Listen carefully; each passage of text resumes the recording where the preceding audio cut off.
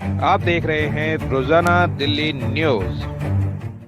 नई दिल्ली, मैं दीपक खुलवे, रोजाना दिल्ली न्यूज से। इस समय हम हैं जैन मंदिर A2 block Keshavpuram Lawrence road में। श्री कृष्ण जन्माष्टमी के उपलक्ष्य में आज सभी देशवासियों और रोजाना दिल्ली न्यूज के सभी दर्शकों को श्री कृष्ण जन्माष्टमी की हार्दिक शुभकामनाएं। दिनांक 19 अगस्त 2022 जैन मंदिर A2 block Keshavpuram Lawrence road Delhi में आयोजित 48 दिवसीय श्री भक्तामर महामंडल विधान की श्रृंखला में गणनी आरिका 105 श्री चंद्रमती माता जी द्वारा 41वें श्लोक पर प्रवचन और विधा वारिधि आरिका 105 श्री दक्षमती माता जी के द्वारा श्री कृष्ण जन्मोत्सव के उपलक्ष्य में विशेष प्रवचन सुनिए।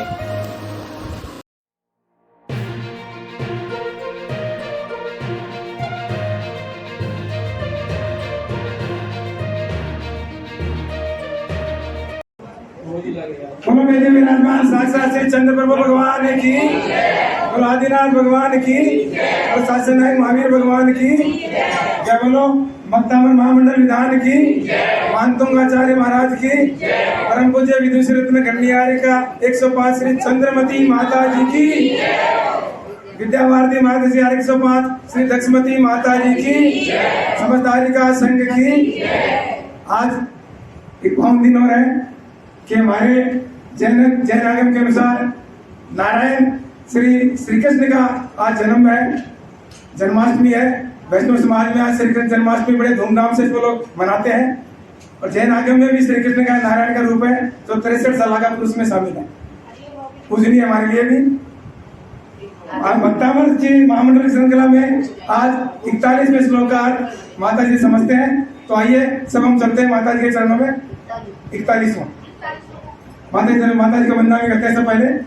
हे माता जी वंदामी, हे माता जी वंदामी, हे माता जी वंदामी। आप हमें भक्तामर पाठ के 41वें श्लोक का समझा कर हमारा ज्ञान बदल करें। श्री चंद्र प्रभु भगवान की जय, श्री महावीर भगवान की जय, श्री मानतुंगाचार्य की जय, श्री भक्तामर महामंडल विधान की जय, चंद्रमती माता जी की जय, विद्या भारती माता दक्षमती माता जी की जय, समस्त आरिका संघ की जय। इसी भक्तामर की श्रृंखला में आज हम आगे चलते हैं। 41 नंबर का श्लोक मानतुंगाचार्य ने इस श्लोक में उन्होंने सर्प का वर्णन करते हुए किस प्रकार से मानव के ऊपर इस सर्प का उपसर्ग होता है और मानव भक्ति करता है तो सर्प भी दूर हो जाता है, इसका वर्णन इस 41 श्लोक में किया गया है कि सर्प का उपसर्ग कैसे होता है।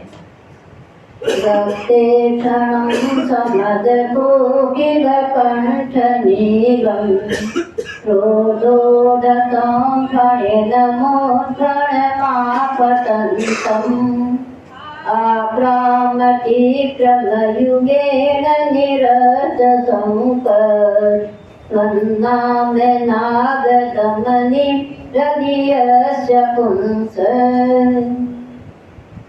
सर्प कैसा है, सबसे पहले इसको बताया उन्होंने। रक्ते क्षणम, दाग है रक्त के समान जिसकी आंखें, क्या है रक्ते क्षणम, समद मद से भरा हुआ, कोकिल कंठ निगम, कोयल के समान कंठ जिसका नीगा है, ऐसा दूसर। क्रोधोदतम, और क्रोध से जो भरपूर है। फणे न मुद्फण, जिसके फण ऊपर को उठे हुआ है। माँ पतंतम, जब सामने आकर के फण को ऊपर करके गाढ़ नेत्रों से देखता हुआ, मद से भरा हुआ, क्रोध से आक्रोशित होता हुआ जब सामने आता है, पतित माने सामने आकर जब खड़ा हो जाता है अथवा गिर जाता है। आक्रामती क्रमयुगे, जब आक्रमण करता है, शेर जब आक्रमण करता है, क्रमयुगे निरत संकट से भगवान जब आपके क्रम के सामने युगल माने चरण कपड़ों के पास पास हृदय नसीपुंस है। अगर मानव आपके चरण कमल अपने हृदय में धारण कर लेता है तो नाम नाग डमनी, आपके नाग रूपी डमनी का जब नाम लेता है, भगवान का स्मरण करता है, तो निरस्त संकट सारी शंकाएं उसकी दूर हो जाती है और स्वरूप भी क्या होता है, शांत हो जाता है। कैसा था फर्क? इतना विकराल रूप को लेकर के जब सामने आता है तो ऐसा लगता है कि अब जीवन की आशा समाप्त हो रही है। लेकिन फिर भी भगवान के नाम का स्मरण करते हुए अगर मानव भगवान के चरणों को अपने हृदय में विराजमान करता है और भगवान के नाम का स्मरण करता है तो ऐसा सर्प भी स्वयं शांत होकर के अपने आप निकल जाता है। ऐसा इस श्लोक में मानसिंगाचार्य ने सर्प का वर्णन करते हुए कहा, कंठकोयल समकाला फैलाया फणे को विशाला, रक्त समने न क्रोधित है झपटता नाग विकराला, नाग पर पैर रख करके गमन करते जो निर्भय हो, नाग दमनी प्रभु का नाम दे कर जो अभय पद हो। ऐसे विकराल नाग के सामने जब सामने से वो आया तो मानव उसके पैर से अपने आप तब भगवान का नाम लेते हुए निकल जाता है तो स्वयं अभय पद को प्राप्त हो जाता है और स्वर्ग भी होता है, शांत हो जाता है। इसी प्रकार जो भी मानव भगवान का स्मरण करता है, भगवान की भक्ति करता है तो भक्ति से क्या होता है, सारे उत्सर्ग दूर हो जाते हैं। इसीलिए प्रत्येक मानव को जैसी भक्ति हमें करनी चाहिए उसी प्रकार हम भक्ति करते हुए अपने जीवन को सार्थक करें। आज हमारे यहाँ पर जो दिन चल रहा है, चलिए अभी माता जी आपको कृष्ण का बताएंगे, इसीलिए मैं आपको ये कहती हूँ, पुण्य पाप फल माई हरक बिगफो मत भाई, यह पुण्यगल पर्याय उपजे। यह तो पुण्य और पाप का खेल होता है। सर्प जब उपसर करता है, शेर जब उपसर करता है, हाथी जब उपसर करते हैं तो पाप तो उड़े आता है, लेकिन भगवान के स्मरण करने मात्र से क्या होता है, पाप सब नष्ट हो जाते हैं और पुण्य का फल सामने आ जाता है। तो इस पाप और पुण्य के अंदर हम कभी भी हर्ष और विचार न करें। ये जो पुण्य और पाप अपना जीवन का खेल है, एक जो अनादिकाल से चला रहा है, रात और दिन के समान ये आता रहता है, कभी रात होती है तो कभी दिन उगता है। इसी प्रकार प्रत्येक जीव को अपने जीवन के अंदर पुण्य पाप के साथ चलते हुए हम उपसर्गों को जीत कर अपने आप को शांत कर सकते हैं। पूरे महामंडल विधान प्रश्न के ऊपर माता जी बोलेंगे 2 मिनट। चंद्रप्रभं चंद्रमरीचिघोरं चंद्रं द्वितीयं जगदीवकान्तं वन्दे विवन्दं मातामहीन्द्रं जिनं जितशान्तकषाय वन्द्यं काउलनमोकारं अरिहन्तानं तयेव सेदानं आयर्य उभज्जायानं लोयं यशवसाहुरम्। जय बोलो देवादी देख जाना श्री चंद्र प्रभु भगवान के जय। बोलो देवादी देख जाना श्री महावीर भगवान की जय। पूज्य 40 चक्रवर्ती आचार्य शांति सागर जी महाराज की जय। पूज्य गुरुवर आचार्य रत्न श्री अजीत सागर जी महाराज की जय। परम पूज्य कन्या अनिता विदुषी रत्न 105 श्री चंद्रवती महाराज की जय।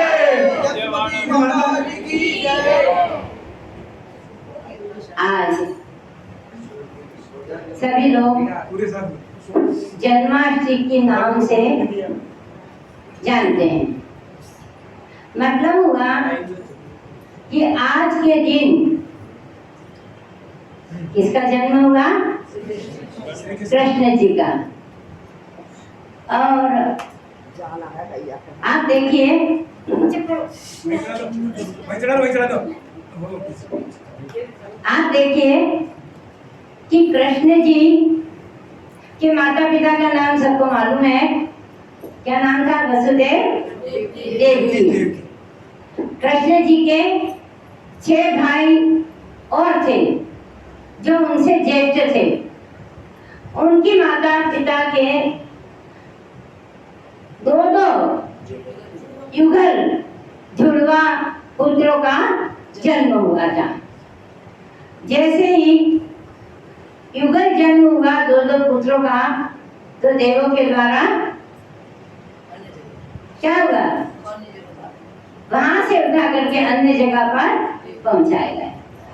लेकिन 6 के 6 भाई जहां पढ़े, वहां धार्मिक जीवन के साथ में उनका वृद्धि को प्राप्त हुए और युवा अवस्था होने पर उन्होंने दीक्षा ले ली। युगल जन्मे और युगल ही उनकी दीक्षाएं हुई। जब 7वें नंबर में कृष्ण जी का जन्म हुआ, कृष्ण के मामा कौन थे? सभी जानते हैं। अच्छा, कहा है? रावण, कौरव, कंस, उनका वंश नहीं रहा। तो तीनों टोला देख लो, रावण, कौरव, कंस मानी मानी मर गए, रहा न उनका वंश। रावण, कौरव और कंस तीनों ही मानी थे, अभिमानी थे। वो सोचते कि हमारे सामने संसार में कोई भी नहीं है। तो कृष्ण जी का जन्म होते ही अपने क्या किया? माता पिता को बंधनों से छोड़ दिया और पिताजी वसुदेव टोकरी में लेकर के गए भयंकर विशाल नदी। आज तो जन्माष्टमी में बारिश होनी चाहिए, लेकिन यहाँ दिल्ली में नहीं होती है। भयंकर नदियों की बाढ़ में से वसुदेव जी कृष्ण जी को सिर पे हाथों में ले करके जा रहे थे। अथाह नदी के अंदर पानी था, लेकिन उनके पुण्य के प्रताप से पानी भी किनारा कर गया और कृष्ण जी को लेकर के वसुदेव जी गोकुल पहुंच गए। वहां पर गोकुल के अंदर नंदराज और यशोदा अपने पुत्र के समान कृष्ण जी का पालन किया। सभी जानते हैं मक्खन चोर के नाम से, क्योंकि उनके वहां मक्खन बहुत ज्यादा होता था। उसके पश्चात जन्म से ही श्री कृष्ण जी ने अनेक प्रकार की लीलाएं दिखाई। कितने कितने उनके ऊपर उपसर्ग आए, देवों के द्वारा, मनुष्यों के द्वारा कितने संकट आए, लेकिन सभी संकटों को उन्होंने प्रसन्नता पूर्वक हंसते कूदते हुए दूर कर दिया। और आपके यहाँ मानते भी हैं, अपने पांडव पुराण में भी बताया है कि कृष्ण जी ने पर्वत उठाया। कौन सा पर्वत? गोवर्धन पर्वत। अपने भी आया पांडव पुराण के अंदर की। तो इस प्रकार के अतुल शक्ति के धारी थे बालपन से ही, और जैसे जैसे वृद्धिंगत हुए और उनकी लीलाएं बढ़ती हुई चली गई। अभी प्रश्न किया था कि कृष्ण जी की पटरानियां सत्यभामा, रुक्मणी, जाम्बुवती आदि 16,000 रानियां थी। अर्धचक्री थे। कितने हाथी, घोड़े, जमीन, जायदाद, उनके आगे उनका वैभव अथाह था। और 5 पांडवों के साथ में कृष्ण जी का अथाह प्रेम था, और सबसे घनिष्ठ प्रेम था तो अर्जुन के साथ में था। जब पांडवों का कौरवों के साथ में युद्ध हुआ तो कृष्ण जी ने उनको विजय प्राप्त कराई। उसके पश्चात कृष्ण जी के 6 भाई जो मुनिराज थे, मुनि के वेश में थे। भगवान नेमि के शरण में बार बार आना जाना होता था। एक बार देवकी ने भगवान नेमिनाथ से प्रश्न किया था, चुका लगाया वसुदेव और देवकी ने, उस समय तो घर में चौके लगते थे, स्पेशल चौका चला करके नहीं लगा, लेकिन दोनों मुनिराज आहार के लिए आए। वसुदेव और देवकी ने उनका पड़दान कराया और आहार दिया। वहां दोनों मुनिराज आहार करके पुनः जंगल की ओर लौट गए। कुछ ही क्षणों के पश्चात पुनः दो मुनिराज आए, उनका पुनः आहार कराया। वो भी आहार करके चले गए। कुछ ही क्षणों के समय तीसरी बार दो मुनिराज आए और आहार कराया। जब देवकी के मन में शंका उत्पन्न हुई कि ये तो 6 के 6 मुनिराज, लेकिन लगते हैं 2 ही मुनिराज हैं, देखने में एक ही जैसे रंग रूप चाल ढलन चलन बोल भाषा सब कुछ एक समान थी। और दिगंबर संत दिन में एक बार ही भोजन करते हैं, बार बार आहार के लिए आते नहीं है। लेकिन ये मुनिराज तो एक ही जैसे हैं। हो सकता है मेरे मन में शंका है, भाई दिगंबर मुनिराज 3 बार आज मेरे घर पे आहार लेने के लिए आए, लेकिन उन मुनिराज से कैसे प्रश्न करूं? मन में शंका बनी रही। मुनिराज तो आहार करके चले गए और भगवान नेमिनाथ के समो शरण में पहुंची और भगवान नेमिनाथ से प्रश्न किया कि हे भगवान, आज एक अतिशय हुआ है। मेरे घर के अंदर 2 ही मुनिराज 3 बार आहार के लिए आए और तीनों ही बार मुनिराज जो आए वो कैसे हैं? मेरे कृष्ण के समान। उनका चेहरा आगे से देखो चाहे पीछे से देखो, साइड में देखो, आवाज में देखो, रंग रूप में देखो, चाल चलन में देखो, सभी क्रियाएं मेरे कृष्ण के समान ही हैं। हे भगवान, मेरी शंका का समाधान कीजिए कि वो मुनिराज कौन थे, कहां से आए? तब भगवान नेमिनाथ ने कहा कि वासुदेव और देवकी के ही पुत्र थे, जो बालपन से ही अन्य स्थानों पर पले हैं और उन्होंने दिगंबर वेश को धारण करके आज प्रथम बार आपके महल में आहार को आए थे। वह 6 मुनिराज अलग अलग हैं। एक बार दिगंबर साधु आहार करते हैं तो पुनः नहीं करते हैं। तो 6 मुनिराज अलग थे। जुगल उनका जन्म हुआ, जुगल ही उन्होंने मुनिवेश को धारण किया और जुगल ही आज आपके घर पे रिद्धियों से युक्त होकर के आहार करने के लिए आए थे। वो आपके ही पुत्र थे। जिस समय देव की आहार दे रही थी, उसके हृदय में माता की ममता इतनी उमड़ रही थी, लेकिन उसके भाव को दबा करके वह उसके प्रकट न कर सकी।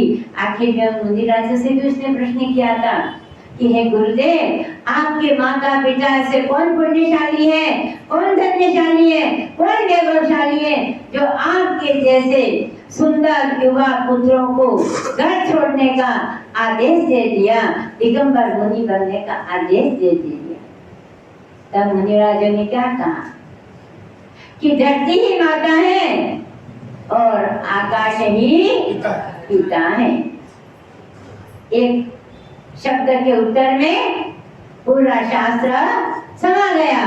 दिगंबर वेश को धारण करके 6 भाई तो उसी भव से मोक्ष में पधार गए, लेकिन कृष्ण जी वर्तमान के सुखों को भोग करके नारायण पद के अनुसार पद को प्राप्त किया और आगे जा करके 16वें तीर्थंकर बन करके निर्वाण पद को प्राप्त होंगे। कृष्ण जी 16वें तीर्थंकर होंगे, जो भविष्य में आने वाली 24 के अंदर वह भी मोक्ष है। ऐसे महापुरुष निर्वाण पद को प्राप्त करने वाले, उनका आज जन्म है। वह भी जन्म एक अतिशयकारी पुण्यशाली है। तो आप हमारे जैन आगम के अनुसार नारायण, प्रतिनारायण, नारद जो भी मोक्ष में नहीं गए, वो आगे जाकर के नियम से तीर्थंकर बन के मोक्ष में जाने वाले हैं। जय बोलो चंदा बोलो भगवान की जय। विधान वाले आ जाए सर, विधान चलता रहेगा। सामान्तरे बिन कदाचिदपीक्षितोऽसि समदोषकुदेवकाश्रये प्रभुते आशप्रविनाहि ओम प्रिय सकल निर्मुक्ता निर्मा विचार सहिता प्रत्यंत पार्श्व विजनाय ज्ञान जो कदर्शन जट मन कलियोग नाराते लोक मंगलम भवतो नितानां स्पष्टोन सतिरणमस्तमो वितान बिंबंगरे पयोदर पार्श्ववर्ती चौक किरणे उदार बेटे प्रभु मेरे कलिकट शोभा स्वरूप तमनाशक प्रभु है सूर्य रूप ओम ह्रीं शंकर विराजमान निर्मा विचार सहिता प्रत्यंत पार्श्व विजनाय ज्ञान आदने मणिमय गणिका विजेते विभ्राजते प्रभु कनकावदातां सदनुसुततामितानम् उपोदयामि शिव सहस्रदशयासनमणियो जयो तथा परविचैत्र काञ्चननियो शोभाधराय जो पूर्व दिशा रवितमराय। एक प्रश्न बताएंगे, तीर्थंकर पर कितने शब्द दोहराए जाते हैं?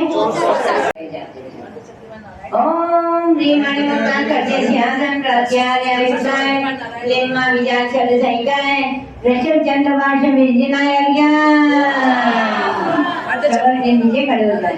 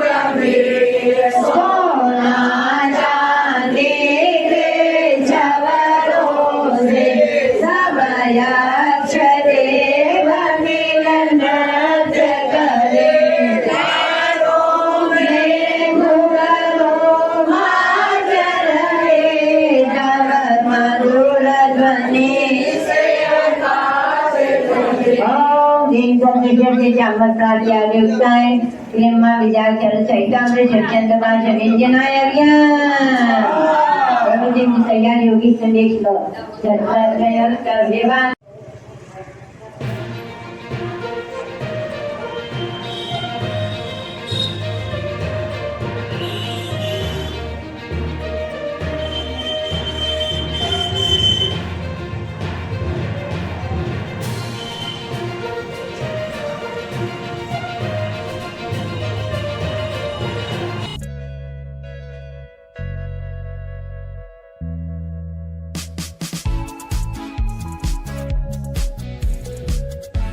वीडियो लाइक करें, चैनल सब्सक्राइब करें और नोटिफिकेशन बेल को भी दबाएं ताकि लोड किया हर वीडियो आप तक पहुंचे।